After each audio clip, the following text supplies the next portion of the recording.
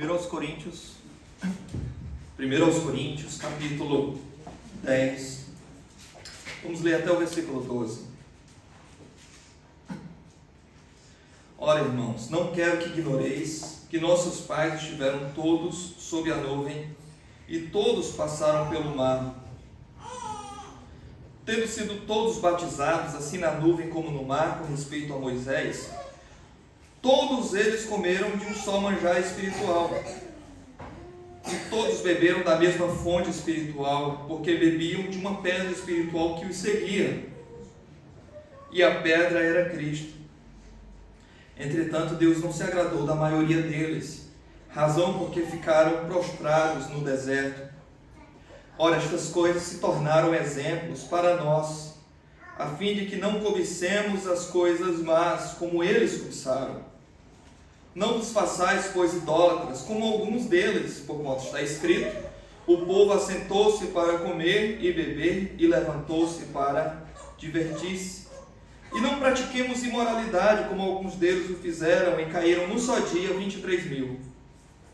Não ponhamos o Senhor à prova, como alguns deles já fizeram, e pereceram pelas mordeduras das serpentes. Nem murmureis, como alguns deles murmuraram, e foram destruídos pelo exterminador. Estas coisas lhes sobrevieram como exemplos, e foram escritas para advertência nossa, de nós outros, sobre quem o fim dos séculos tem chegado. Aquele, pois, que pensa estar em pé, veja que não caia. Os irmãos podem sentar. Meus irmãos, nosso tempo nós vemos muitas pessoas, muitos irmãos, às vezes com dificuldade na leitura do Antigo Testamento, não é? Na verdade, a familiaridade pouca com o Antigo Testamento, visto que a maioria das pregações de fato que nós ouvimos é no Novo Testamento, e às vezes o Antigo Testamento fica como que esquecido, não é? Meus irmãos, mas sempre que nós lermos o Novo Testamento, devemos entender que para entender o Novo Testamento corretamente, precisamos perceber o Antigo Testamento. E se nós lemos a Bíblia dessa maneira, sabendo que o Antigo fala do Novo, e o Novo traz luz e compreensão para o Antigo Testamento, nós vamos perceber a razão pela qual os textos da Antiga Aliança foram escritos, irmãos, e as razões são práticas, são pastorais. E a doutrina de Cristo já está revelada no Antigo Testamento, de tal maneira que o Novo Testamento não é mais importante que o Antigo. O Antigo Testamento e o Novo Testamento, ambos são a palavra sábia, poderosa, inspirada e revelada por Deus para pecadores. E nós temos aqui nesse capítulo 10, nessa primeira parte do capítulo 10, revelado exatamente esta verdade. O Antigo Testamento falando sobre Cristo. O Antigo Testamento é cristocêntrico, os irmãos sabiam disso? O Antigo Testamento é centrado em Cristo, na pessoa do Messias. De tal maneira que se você lê o Antigo Testamento sem procurar Jesus ali, sem pensar em Cristo no Antigo Testamento, você vai fazer uma leitura equivocada da Antiga Aliança. Porque o Antigo Testamento fala sobre Cristo e o Novo Testamento revela esse Cristo. E 1 Coríntios 10 fala sobre isso e traz aplicações para a nossa vida diária, para a nossa vida prática. Então, na sequência do nosso sermão, da nossa série de pregações em 1 Coríntios, nós chegamos aqui no capítulo 10. E nós vimos que o capítulo 10, irmãos, ele está inserido dentro de um quadro maior, que vem desde o capítulo 8 até o capítulo 11, versículo 1, que fala sobre liberdade cristã. Então, no capítulo 8, o apóstolo Paulo, inspirado pelo Senhor, exortou alguns crentes da igreja de Corinto que não estavam ali querendo respeitar os seus irmãos de consciência mais fraca. Então, havia festa na época, a festa em homenagem a um determinado deus, a um determinado ídolo, e nessas festas envolvia comidas dedicadas a este ídolo, tá? E também era vendida as carnes que antes tinham sido sacrificadas, esses animais, a carne era depois posta no mercado e comprada. Acontece que o crente que não tinha nenhum problema, nenhum escrúpulo de limitação em relação a isso, ele comprava aquela carne sem nenhum problema e ele dizia: o ídolo não é nada, só há o Deus verdadeiro no mundo. E Paulo diz: é verdade. Mas logo a seguir Paulo responde: mas você não está só. Existem irmãos com consciência fraca, e a consciência fraca deles pode ser violada por causa do teu cristianismo que não respeita a fraqueza dele. E então Paulo vai começar a dizer que se o comer carne naquela altura, carne sacrificada, dedicada aos ídolos, escandaliza o teu irmão, Paulo diz: se for por isso, nunca mais eu como carne na vida. Paulo, é claro, ele está usando de uma hipérbole, tá? Um exagero na fala, mas o que ele quer deixar bem claro é que na igreja, irmãos, nós temos principalmente dois tipos de cristãos. Nós temos aqueles cristãos mais amadurecidos e os menos amadurecidos.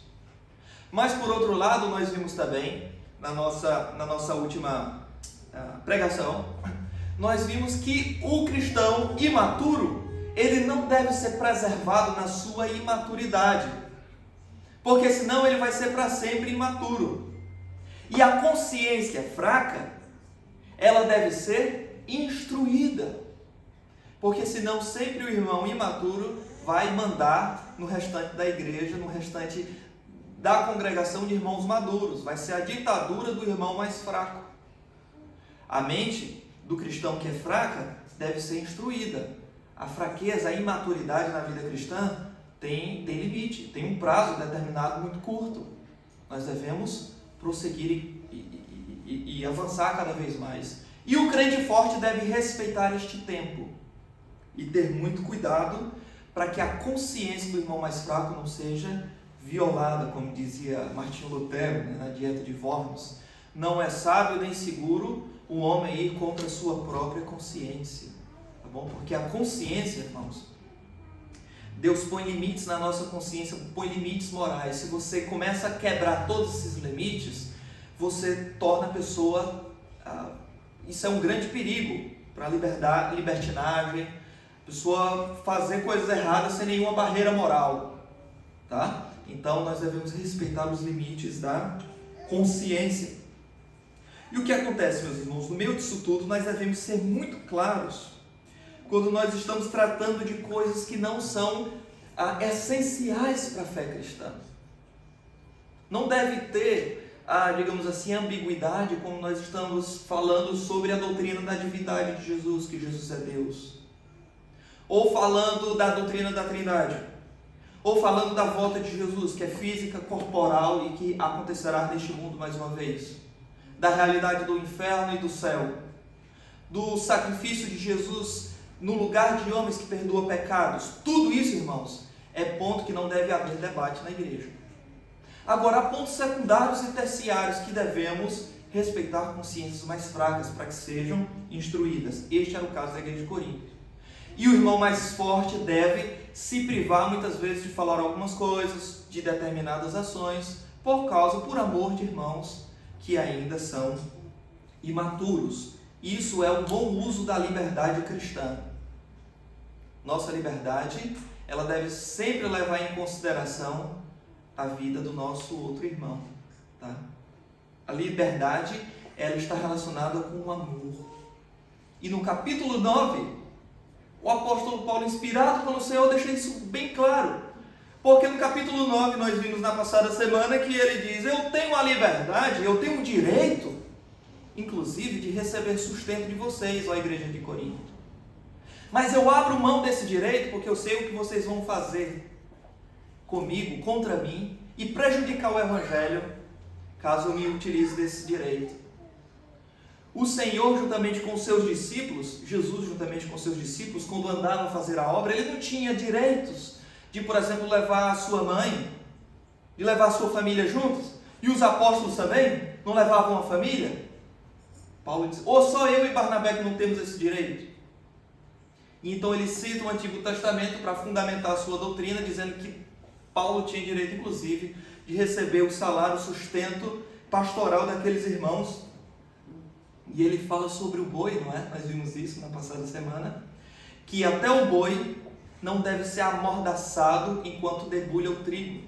Ou seja, enquanto o boi vai fazendo o seu trabalho ali, ele deve ter o direito de comer do fruto do seu trabalho. Quanto mais os obreiros cristãos. E Paulo diz, Deus determinou que aqueles que trabalham na obra, que vivam da obra. Nós vimos isso em 1 Coríntios 9. Então ele diz, mas eu abri mão desse direito por causa de vocês, para que o evangelho não fosse impedido. Tá? É claro, nós vimos ali que ele não está dizendo que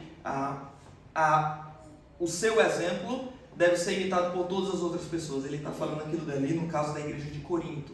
Tanto que lá em 1 de Timóteo, capítulo 5, ele deixa muito bem claro acerca de Timóteo de que o obreiro que se afadiga na palavra deve receber dupla honra.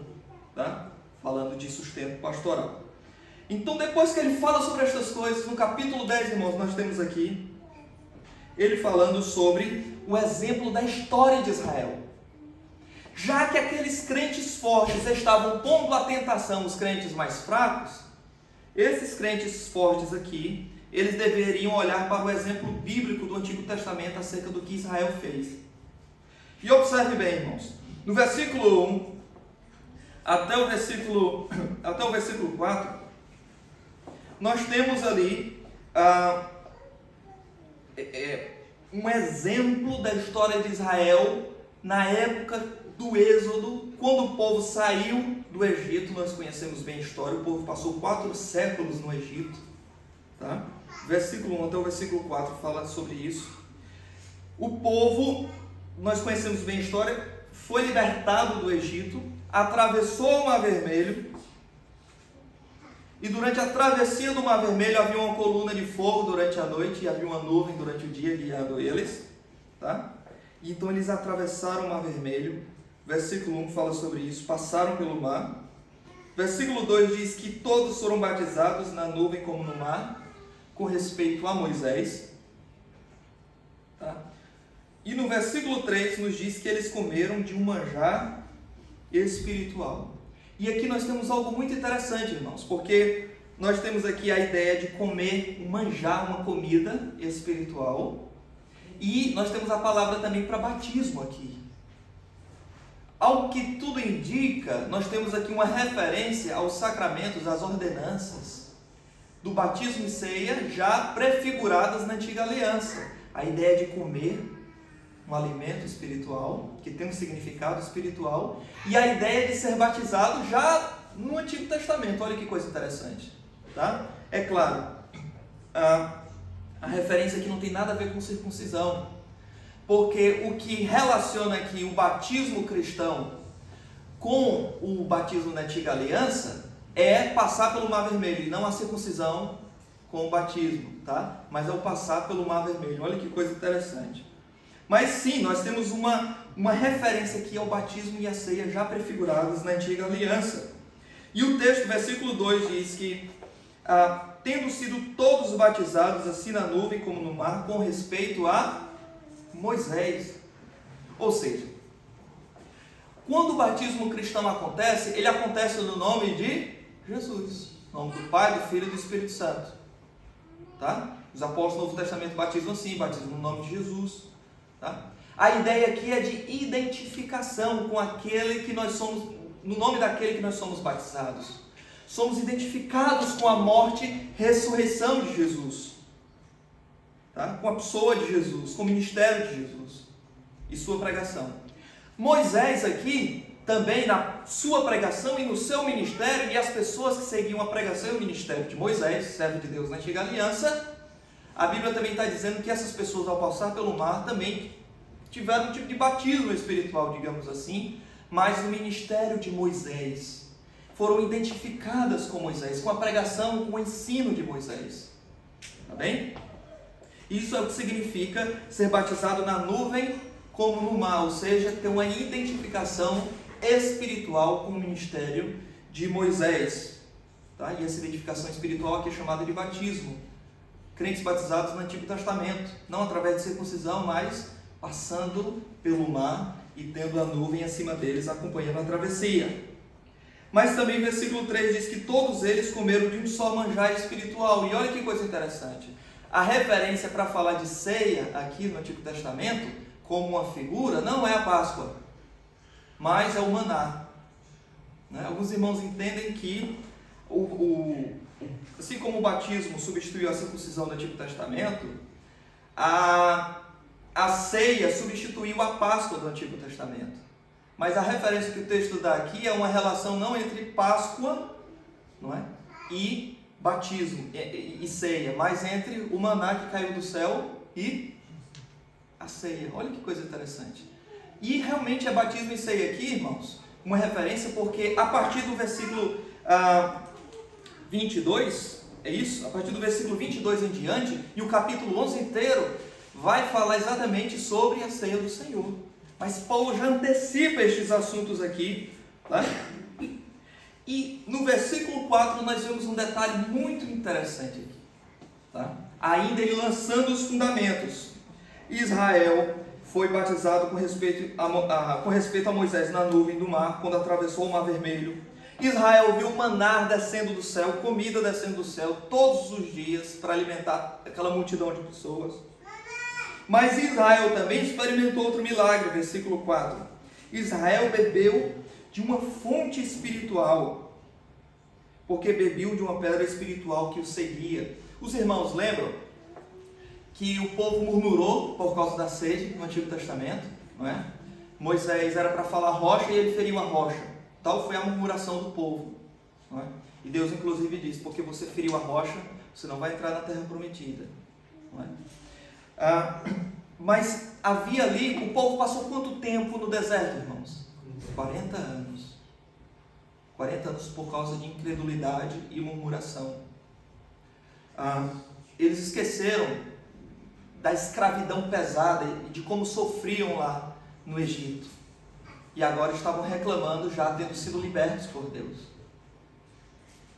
E no meio daquela murmuração eles pedem água, nós sabemos.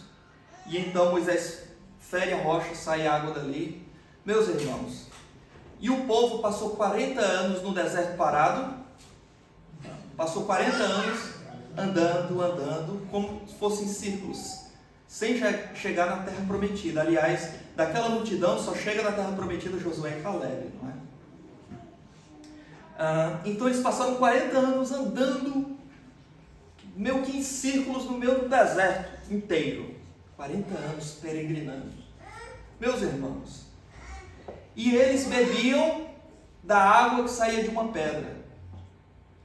E Paulo aqui está dizendo que essa água tinha um significado espiritual, não porque era uma água mágica, não é nada disso, mas espiritual aqui é aquilo que a gente chama de deve ser água dada por influência do Espírito Santo, por ação miraculosa do Espírito Santo, deve ser melhor entendida assim, tá bem? A ideia do genitivo aqui é uma água que foi providenciada pelo poder do Espírito, a água do Espírito Santo. Eles bebiam dessa água, tá? E vindo de uma pedra. E a questão é, Paulo aqui ele está muito provavelmente fazendo alusão a um tipo de interpretação rabínica que já existia na sua época, acerca do significado dessa água vinda de uma pedra nos tempos que o povo passou 40 anos peregrinando no deserto. E como era a interpretação comum nos dias de Paulo? Era o seguinte: saía a água da pedra para poder matar a sede do povo. Só que o povo não passou 40 anos em frente à pedra para beber água. O povo passou 40 anos andando em círculos no meio do deserto. Como é que eles passaram 40 anos andando em círculos no meio do deserto e ao mesmo tempo bebendo da água daquela pedra? Como é que pode isso? Os irmãos percebem aqui a complexidade? Paulo está dizendo que a pedra os seguia. A pedra ia, a pedra andava. Olha que coisa interessante. Essa era uma interpretação rabínica muito interessante de um Targum, um documento judaico chamado de Onkelos. Mas a ideia era essa. Então, para explicar o fato de que saía água da pedra e o povo continuava peregrinando, a pedra só podia estar caminhando também. Olha que coisa interessante. Mas Paulo dá uma leitura cristocêntrica acerca disto. E ele diz que essa pedra era Cristo. O que é que significa isso? Não é que Jesus estava ali fisicamente ali, dando água, não era essa a ideia. É que esta pedra que trazia a manutenção da vida do povo através da água, aquilo dali representava Cristo. Essa expressão era Cristo pode ser substituída por representava. Às vezes o verbo ser no Novo Testamento, também no Antigo, mas no Novo Testamento principalmente, pode significar representar. Por exemplo, quando Jesus diz assim, eu sou a porta, não é? Ele não está dizendo que é uma porta que tem ferrolhos, que não tem nada disso. Ele está dizendo que ele representa a porta das ovelhas, que entram por ele, não é? Quando ele diz assim, eu sou o pão vivo que cai do céu, ele não está dizendo que é um pão mesmo, farinha de trigo, nada disso.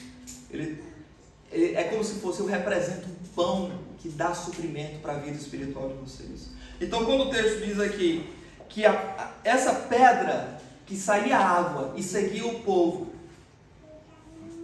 essa pedra é Cristo, era Cristo no Antigo Testamento, que ele estava a dizer é que Jesus estava ali também auxiliando espiritualmente os crentes da antiga aliança. Tá bom? Jesus estava atuando ali. Tá? Então nós vemos a pessoa do Pai, a quem Moisés clamou. Nós vemos a pessoa do Filho, dando manutenção, a pedra era Cristo, é o que Paulo está a dizer aqui. E nós vemos também a pessoa do Espírito Santo. Tá? Porque o texto fala da mesma fonte do Espírito. Nós vemos a Trindade já agindo no Antigo Testamento, no meio ali da peregrinação. A pedra era Cristo. Então, depois que Paulo apresenta ali rapidamente a história de Israel, depois que saiu do Egito, naquilo que nós chamamos de Êxodo, meus irmãos, nós temos aqui, a partir do versículo 5, até o versículo, do versículo 5 até o versículo 11, até o versículo 10, isso, do versículo 5 até o versículo 10, nós temos aqui as aplicações daquela realidade. Ok, Paulo falou sobre a libertação do Egito, o povo passou no meio do Mar Vermelho, depois veio o sustento, pão caindo do céu todos os dias, maná, não era bem pão, é como se fosse um bolo doce. A própria expressão maná, ela vem do hebraico, que significa o que é isso. A palavra maná, ela é hebraica, tá, irmãos? E significa o que é isso. Que foi o que o povo perguntou, não é? Maná no hebraico significa o que é isso. Vinha a água, Deus agiu poderosamente com milagres na antiga aliança. E no versículo 5 até o versículo 10, Paulo conclui dizendo: entretanto, Deus não se agradou da maioria deles. Observem bem a estrutura do texto aqui, irmãos. No versículo 1, Paulo diz que estavam todos sob a mesma nuvem e todos passaram pelo mar. No versículo 2, novamente a ideia de generalidade. Todos foram batizados assim na nuvem como no mar com respeito a Moisés. Todos eles comeram de um só manjar espiritual. No versículo 4, e todos beberam da mesma fonte espiritual. Agora no versículo 5, ele vai mudar a palavra de todos para a maioria em detrimento da minoria. Versículo 5 ele diz: entretanto, Deus não se agradou da maioria deles. Tá? Meus irmãos, e aqui nós temos a primeira aplicação. É que milagre não gera fé em ninguém. Você não sabia disso? Parece ser estranho isso, né? Mas milagre, irmãos, não cria fé nas pessoas. Na história bíblica, nenhum povo no mundo experimentou mais milagres visíveis, tangíveis, do que o povo de Israel, irmãos. Nenhum. Paulo está a dar um pedaço da história aqui, mas antes disso, houve as 10 pragas no Egito, irmãos. Tá? E depois que o povo chega à terra prometida, vem o sol para, não é? Claro, o sol, não é que o sol parou, a linguagem fenomenológica ali, do ponto de vista humano, mas o cosmos foi abalado para que o povo pudesse conquistar a terra prometida com Josué e seu exército. E o tempo parou, melhor dizendo. Meus irmãos, muitas pessoas hoje têm a ideia de que quanto mais milagre a igreja faz, né? Ou quanto mais milagre existe numa igreja, ele vai dizendo assim, ou alguém, quanto mais cura as outras pessoas, mais isso vai gerar fé. Irmãos, isso não é verdade. Isso não é verdade. Deus é que gera fé em corações incrédulos. O milagre não gera fé. O povo aqui continuou incrédulo, apesar de todos os milagres que viram da parte de Deus. Todos os milagres, irmãos. Tá? E estes milagres serviram de testemunha contra o povo. Porque eles se tornaram ainda mais indesculpáveis em relação a Deus. Porque todo mundo viu tantas manifestações divinas como o povo de Israel, e ainda assim o povo de Israel decidiu adorar outros deuses, cometer idolatria. E o versículo 5 diz, e Deus não se agradou da maioria. E agora vai dizer por que não se agradou. Então, meus irmãos, o povo deveria viver aqui com base na palavra que Deus deu a Moisés. Mas o povo descrente não creu na palavra que Deus falou para o seu servo ali, e a palavra de Deus foi rejeitada. Eles seguiram após outros ídolos, murmuraram, praguejaram contra Deus, e aqueles milagres ali praticamente não gerou fé neles, não gerou. Tá? Assim também nós, irmãos, nós devemos viver pela palavra que Deus nos dá, pelas promessas que Deus nos deixa nas Escrituras, pela pregação das Escrituras é que deve vir a nossa vida, irmãos. Devemos viver a nossa vida cristã focada, baseada, concentrada naquilo que Deus diz na palavra, e não por milagres, irmãos. Não por milagres. Porque mesmo na época de Cristo, Jesus fez muitos milagres entre os judeus, e os mesmos judeus foram que disseram, crucificam e solta Barrabás. Os milagres, como dizia Martinho Lutero, sem a palavra de Deus não tem valor. Não tem valor. Tá? Mas hoje, meus irmãos, é o que mais as pessoas valorizam, são os milagres. A pessoa vai para o culto, grande campanha dos milagres, aí a igreja enche. Tá? Como se Deus estivesse ali por causa do milagre. Não necessariamente, irmãos. Mateus capítulo 7, versículo 21 a 23, o Senhor falando acerca, mas naquele dia muitos dirão, Senhor, em teu nome profetizamos, expulsamos demônios, fizemos muitos milagres, e o Senhor dirá, apartai-vos de mim, maldito, para o fogo eterno, porque eu nunca vos conheci. Nunca vos conheci. O milagre pode existir num lugar onde Deus não conhece aquelas pessoas. Certo, irmãos? Isso pode acontecer muitas vezes. O milagre não ratifica se uma igreja é verdadeira ou se uma igreja é falsa. O que vai ratificar isso é a pregação da palavra. É se essa igreja ela é fiel à palavra do Senhor. Isso sim. O povo de Israel é um exemplo. Muitos milagres e permaneceram incrédulos. Tá? Foi assim na antiga aliança. Do versículo 5 até o versículo 10 diz, porque Deus não se agradou da maioria deles. Também nos diz que eles ficaram prostrados no deserto. Por causa da incredulidade deles, mesmo diante de tantos milagres, eles sofreram o juízo de Deus por causa da incredulidade. Ficaram prostrados no deserto. A ideia realmente ali aqui presente, irmãos, a ideia de cadáver mesmo exposto no meio de um sol. Tá bem? Essa é a ideia presente no texto aqui. E o versículo 6 nos diz que aquilo que aconteceu, ora, estas coisas, se tornaram exemplos para nós. E aqui uma coisa muito importante. A expressão exemplo, traduzido na minha Bíblia, talvez na sua tenha a palavra figura. Ou, uma outra tradução seria tipo. Tá? Tipo é uma boa tradução. Porque aqui nós temos aquilo que chamado pelos estudiosos de tipologia bíblica. O que é tipologia bíblica? O Antigo Testamento fala de determinadas coisas como se fossem figuras, e o Novo Testamento fala daquelas figuras, mas em forma de realidade, cumpridas. Tá bem? Em Cristo. Então, por exemplo, o templo do Antigo Testamento não tinha uma finalidade de existir para todo sempre. Tanto que o templo foi destruído no ano 70 e nunca mais foi reconstruído, não é? O templo lá de Jerusalém. Mas aquilo dali tinha uma função, era servir como um tipo da habitação de Deus no meio do seu povo. Por isso que o Senhor diz assim, para a mulher samaritana, em João capítulo 4, virá a hora e já chegou, que não adorareis o Senhor nem aqui nem naquele monte, mas adorareis o Senhor em espírito e em verdade. Tá?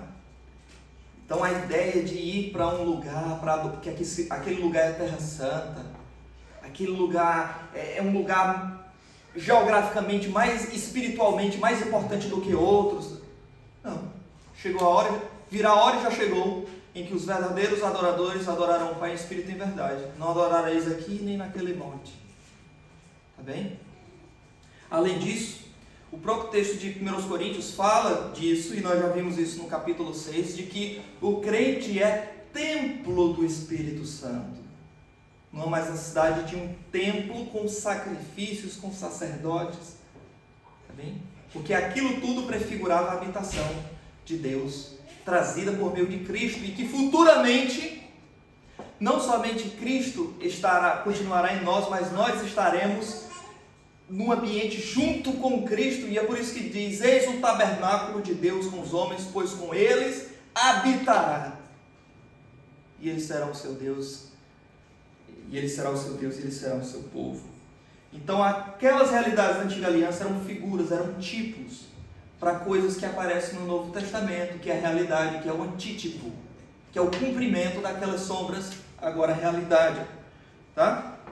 Então aquelas coisas da antiga aliança se tornaram tipos, figuras, ilustrações para quem? Para eles? Para nós. Olha que coisa interessante, irmãos.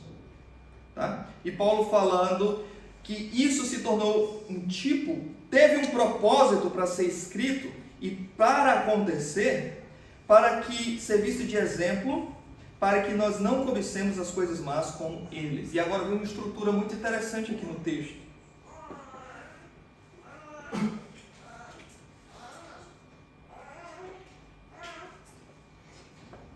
A estrutura é que, versículo 6, o texto bíblico nos diz que aquilo aconteceu para que não cobicemos as coisas más como eles cobiçaram. Então, no versículo 7 vai falar muitas vezes essa ideia de comparação. Por exemplo, não vos façais pois idólatras como alguns deles. Novamente a comparação no versículo 8. Não pratiquemos a imoralidade como alguns deles. Tá? Versículo 9. Não ponhamos o Senhor à prova como alguns deles. Então tem essa estrutura de comparação. Tá? Isso é muito interessante e isso está presente aqui no texto. Nem murmureis como alguns deles. Versículo 10. Tá? Então qual o propósito daquilo dali acontecer, meus irmãos? Aquilo dali, no Antigo Testamento, aconteceu para o nosso benefício. Não só para eles, mas também por causa da igreja do Senhor. Israel era um tipo, era uma figura da igreja de Jesus, da nova aliança. Olha que coisa interessante. Mas era um povo somente. Não são dois povos, Israel e a igreja. E Deus tem um propósito com Israel que vai se cumprir lá no milênio, durante 1000 anos, e vai ter uma adoração lá em Jerusalém durante 1000 anos.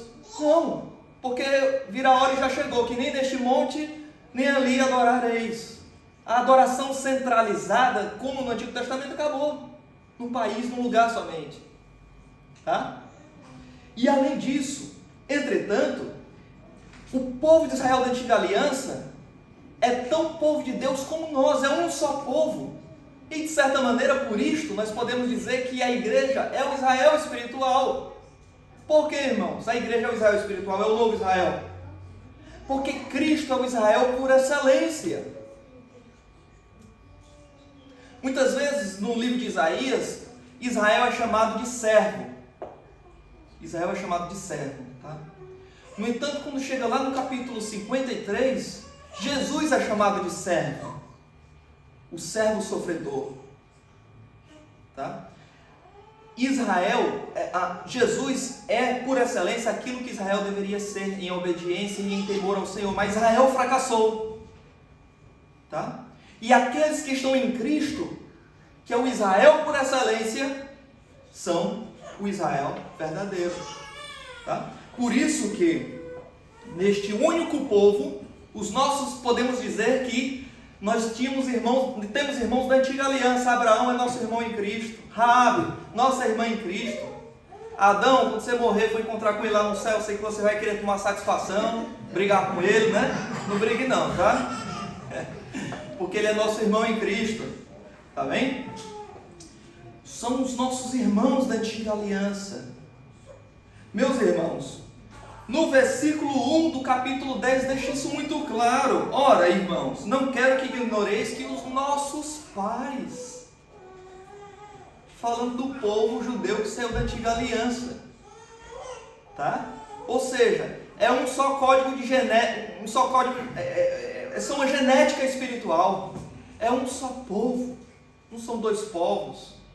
Israel, Deus tem um propósito, e com a igreja Deus tem outro propósito. Não é isso, tá? Nosso irmão José, o nosso irmão Abel, o nosso irmão Enoque da antiga aliança, são os nossos irmãos, e vamos encontrar com eles, tá? Mas aquelas coisas aconteceu com os nossos pais da antiga aliança, para nos servirem de exemplos. Em primeiro lugar, versículo 6, para que não cobicemos coisas más como eles cobiçaram. E aqui, meus irmãos, vem uma referência ao que aconteceu no texto de Números, capítulo 11, versículo 4, que nos diz o que foi que o povo cobiçou, não é? Números, capítulo 11, versículo 4, diz assim: e o povo que estava no meio deles veio a ter grande desejo das comidas dos egípcios, pelo que os filhos de Israel tornaram a chorar e também disseram: quem nos dará a carne a comer? Lembramos-nos dos peixes que no Egito comíamos de graça, dos pepinos, dos melões, dos alhos silvestres, das cebolas e dos alhos. Agora, porém, seca-se a nossa alma e nenhuma coisa vemos senão este maná. Irmãos, o povo estava preferindo voltar para o Egito, para a escravidão, debaixo do chicote, porque estava ingrato diante de Deus, estava cobiçando coisas que Deus não deu. Na verdade, Deus lhe dera grande livramento, e por isso o texto diz que eles foram punidos por estas coisas. Irmãos, é muito sério nós cobiçarmos aquilo que Deus não nos deu e não nos promete nas Escrituras nos dar. Por detrás de toda cobiça, no caso aqui dos judeus, tinha aquilo que nós chamamos de saudosismo. Como era bom naquela época em que eu vivia assim, em que eu tinha isso, tinha aquilo, em que fulano de tal estava com a gente. Tempos bons, irmãos. Uma coisa é lembrar-se do tempo, dos tempos passados, e outra coisa é viver como refém disso, pensando nisso direto, falando disso direto, não vendo o que Deus está a fazer agora na sua vida, no presente. Todo saudosismo, irmãos, é um ato de ingratidão contra Deus. Você está a dizer: eu não admito que Deus sabe administrar sua providência, cuidar de mim hoje. Ele fez isso no passado, agora não, agora é muito ruim. Aí quando passar 10 anos, você vai sentir saudade do agora. Todo saudosismo é um ato de ingratidão contra Deus. Você não está reconhecendo a bondade e a providência de Deus sobre a tua vida hoje. E foi isso que o povo de Israel fez. Começou a chorar, irmãos, com saudade do Egito, tá? E eles foram punidos por isso. O texto bíblico lá deixa bem claro. E aquilo foi escrito no texto de Números 11, versículo 4 em diante, para que a gente não faça a mesma coisa. Versículo 7: não vos façais, pois, idólatras como alguns deles. Então ele vai fazer referência aqui a um texto lá de Êxodo capítulo 32, não é? Versículo 7, ele faz uma referência ao texto de Êxodo 32, no versículo 6, em que nós conhecemos bem a história. Moisés subiu para poder receber a lei de Deus, e o povo começou a dizer: Moisés está demorando para voltar. Está demorando demais. Então vamos fazer o seguinte, nós queremos falar com o Senhor agora. Sou eu que decido a hora de falar com o Senhor. Então Arão, começa a fazer deuses aí para nós, e nós vamos servir esse Deus. Tá? Irmão, tem aqui um ar-condicionado aqui, pode ligar isso daqui também, se alguém tiver com calor lá atrás. Viu? Os irmãos sabem andando, então se precisar tem aqui, tá? Então, irmãos, e nós conhecemos bem a história. Eles fizeram pressão em Arão, e então Arão cedeu, e as pessoas começaram a entregar suas argolas, suas pulseiras de ouro, e eles fizeram um bezerro de ouro. Uma coisa interessante ali, irmãos, é que o texto bíblico lá diz que o clamor do povo para o bezerro de ouro foi: eis aí, Israel, o Senhor que te tirou do Egito. O povo ali não estava adorando deuses pagãos no entendimento deles. O povo ali estava adorando Deus verdadeiro, representado fisicamente da forma como eles criam. Certo? Mas no entendimento deles ali era o Senhor. Eis aí, Israel, o Senhor que te tirou da terra do Egito. Eles queriam o quê? Bom, Deus não se parece com este animal, este bezerro de ouro aqui. Mas é como se fosse o Deus verdadeiro representado. Eles adoraram a Deus de uma maneira em que Deus não determinou na sua palavra. Tá? A ideia de que quando alguém se ajoelha diante de uma imagem de escultura, essa pessoa diz: não estou adorando, estou apenas me lembrando, tendo em memória, usando isso para poder pensar melhor sobre o santo ou sobre Deus que está ali na imagem. Irmãos, isso é mais velho que andar para frente. Certo? Porque o povo de Israel fez isso, e eles foram punidos por Deus por causa daquilo. Eles estão fazendo referência ao Senhor. Eis aí o Senhor que te tirou do Egito. Êxodo 32 diz isso. Tá? Então, isso é idolatria. Só que isso é muito grave aos nossos olhos, irmãos. E nós somos fáceis, temos muita facilidade de cair na armadilha que diz o seguinte: olha, não tenho nenhuma imagem de escultura em casa, não cometo idolatria. Tem um pecado que eu não cometo a idolatria. Para mim isso está resolvido. Sou evangélico. Amém, aleluia. Irmãos, há tanta idolatria entre evangélicos, irmãos. O crente, irmãos, não somente ele pode cair em idolatria, mas ele cai todos os dias e direto. Porque a partir do momento que Deus ele não é priorizado na sua vida, você prioriza você, as suas vontades, os seus desejos. Você sabe o que Deus revelou na sua palavra, mas você, na hora de escolher o contrário, você não quer saber. O importante é o que eu quero, é a minha felicidade. Já viu a pessoa dizendo isso? O importante o que você vai fazer da sua vida agora, já que aconteceu os problemas no casamento? Não, eu vou seguir meu coração. A pessoa: isso, segue teu coração. É uma armadilha, irmãos, é um calabouço, não é? Nosso coração é o pior conselheiro que existe. Quando nós seguimos o nosso coração, a nossa vontade, as nossas imaginações vãs, pecaminosas, apartados da palavra de Deus, meus irmãos, acabou de existir ali um ídolo. Todo pecado contra Deus é um ato de idolatria.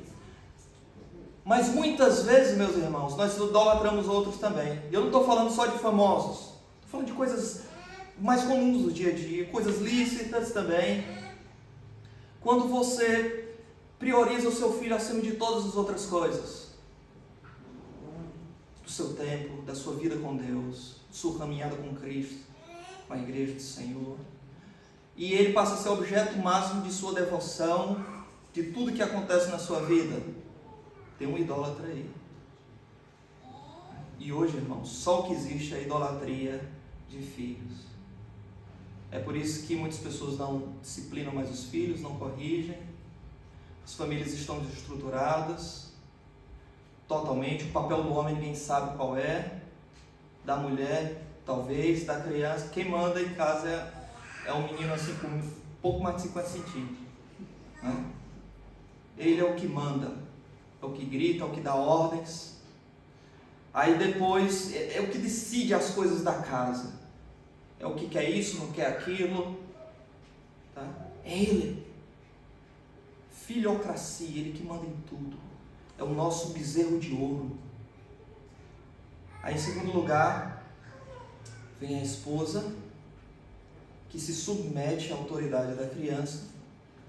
E por último, lá no fim, apagado, jogado no sofá, esquecido, né? Tem um marido, a figura do homem. Pessoa assim, imprestável, que ninguém conta, nem nada. Só serve para ser um cheque no final do mês. Né? Família desestruturada por causa de idolatria. Não ouve, não lê a palavra de Deus, e eles tomam as próprias decisões e fazem seus próprios ídolos e depois dizem: ainda bem que eu não sou idólatra como aquele fulano de tal daquela igreja ali. Ai, como existe idolatria entre nós. Como existe idolatria entre nós. E aquilo na antiga aliança foi escrito para que nós não sejamos idólatras como alguns deles. Versículo 8: e não pratiquemos imoralidade como alguns deles o fizeram e caíram num só dia 23 mil. Tá? Aqui está falando de um momento na história de Israel em que o povo foi seduzido a servir a um deus chamado Baal Peor. Está no livro de Números também. E antes disso acontecer, eles foram, digamos assim, seduzidos pelas as mulheres pagãs dos países vizinhos ali, não é? E então, uma vez que eles se encantaram com elas, elas trouxeram os judeus para adoração a falsos deuses. Mas isso aconteceu através da imoralidade sexual. O que isso significa? É que sempre um pecado está ligado ao outro. Nunca o pecado vem sozinho. Ele sempre põe ovos de serpente dentro do nosso coração, que vão desabrochar em algum tempo. E quando a gente menos imaginar, a gente já está totalmente dentro do buraco, se nós não dependermos do Senhor e não crermos na sua palavra. Dificilmente um pecado parece ser pecado quando está no começo. E devemos estar atentos com isto. O Antigo Testamento inteiro foi dado para nós, para que nós não possamos cair na imoralidade como alguns deles. Talvez alguém tenha uma vida muito moral, muito externamente correta, mas toda vida sem Deus pode levar a aninhar outros pecados dentro do coração. E a imoralidade nem sempre ela é externa. Ela começa de dentro e ela sai. E ela aflora. Tá? E ela aflora. Versículo 10, versículo 9. Não ponhamos o Senhor à prova como alguns deles fizeram e pereceram pelas mordeduras das serpentes. O povo reclamou de novo. E o texto ali é entendido por Paulo como uma tentação. O povo tentou ao Senhor. Tá? Tentou ao Senhor. Eles estavam pedindo água, Deus deu, o povo reclamou. Pedindo comida, Deus deu. Ah, mas é só maná, todo dia é pão, todo dia é pão, todo dia é pão. Manda uma carne aí. Veio carne, cordonizes, né? E o povo reclamou do mesmo jeito. Agora é só carne, agora é só carne. Irmãos, como nós não somos parecidos com isso, não é? E a Bíblia diz que eles foram destruídos por este ato de tamanha ingratidão e incredulidade contra Deus, pelo exterminador. O exterminador aqui é um nome bíblico para falar de um anjo que aplica a justiça de Deus, tá bem? Pelo exterminador. Tá? Versículo 11 encerra essa parte dizendo: estas coisas lhe sobrevieram como, novamente aqui, tipos, é a palavra grega para cá, como exemplo, como figura, e foram escritas para a advertência nossa. Está falando para o povo da nova aliança. Só que ele usa uma coisa muito interessante, irmãos, sobre quem os fins dos séculos têm chegado. Outras traduções, os fins dos tempos. A ideia aqui é basicamente a mesma. A última hora, conforme diz João, 1 João capítulo 2, os últimos dias, como diz Atos capítulo 2, e Hebreus capítulo 1 e capítulo 2. Os últimos dias, aqui é chamado de últimos séculos, ou fim dos séculos, ou fim dos tempos. E apenas um esclarecimento sobre essa palavra na Bíblia, é que a expressão últimos dias, fim dos séculos, fim dos tempos, que está aqui, não é? Ela não é uma expressão, meus irmãos, que significa os últimos dias da humanidade, os últimos minutos da sobrevivência humana no mundo. Não é isso. Os irmãos já ouviram leituras assim, né? Acontece uma guerra lá no leste europeu, tá bem pertinho, irmão. Está chegando, está nos últimos dias. Não, irmãos. Os últimos dias não significa os últimos momentos, os últimos dias de 24 horas da existência do mundo. Não é isso. Os últimos dias na Bíblia significa os últimos dias daquela era. E que era existia entre essa passagem de Antigo para Novo Testamento? Ainda era a era da Antiga Aliança. Lembre que aqui o templo da Antiga Aliança ainda estava de pé. Os últimos dias daquela era da Antiga Aliança. E Paulo está dizendo que sobre quem, ou seja, sobre nós, ele está falando ali junto com o povo, estes fins dos séculos chegaram. Ou seja, o fim dos séculos aqui para Paulo, não é? Inspirado por Deus, versículo 11, e foram escritos para advertência nossa e de nós outros, sobre quem os fins do século chegaram. Está dizendo que o fim do século não é futuro, não. O fim do século já era na época de Paulo, irmãos. Então essa leitura escatomaníaca, que a gente chama, não é? Que, sei lá, um animal dá um coice lá em Israel, para você vai procurar no livro de Apocalipse, onde é que tem aquilo ali. Então essa leitura, meus irmãos, ela não é uma leitura que faz jus ao texto bíblico, dentro do contexto em que ele é dado. Por exemplo, um texto muito usado em 2 de Timóteo, capítulo 3, versículo 1. Um texto muito usado. Sabe, porém, isto nos últimos dias sobrevirão tempos difíceis. Versículo 2. Os homens serão egoístas, avarentos, jactanciosos, arrogantes, blasfemadores. Versículo 3. Desafeiçoados, implacáveis, caluniadores. Verso 4. Traidores, atrevidos, amigos mais do prazeres que amigos de Deus. Versículo 5, tendo forma de piedade, negando-lhes entretanto o poder. Então, geralmente quando a gente vê isso, diz, olha, tem gente assim hoje? Tem. Gente caluniadora, não tem? Jesus está bem pertinho. Os últimos dias está aí. Irmãos, continue lendo o versículo, porque Paulo fala dos seus dias, ele diz, foge também destes. Paulo está falando das pessoas de sua época. Falando das pessoas de sua época, irmãos. Tá? E lá na primeira carta de Timóteo, tá? Na primeira carta de Timóteo, no capítulo 4, novamente, quando ele vai falar de últimos dias, ou fim dos séculos, ou fim dos tempos, é a mesma expressão grega, ele vai dizer, ora, o Espírito afirma expressamente que nos últimos tempos, alguns apostatarão da fé. A gente vê um falso profeta lá, dizendo que vê o Henrique Cristo, né? Olha aí, o Henrique Cristo aí, ó, meu pai. Aí a gente começa a imaginar, Jesus disse que virão falsos cristos, a gente está nos últimos tempos. Aí começa a fazer essa equação e a gente não olha o versículo bíblico e vê a matéria do jornal, o vídeo da internet, alguma coisa da televisão sobre isso.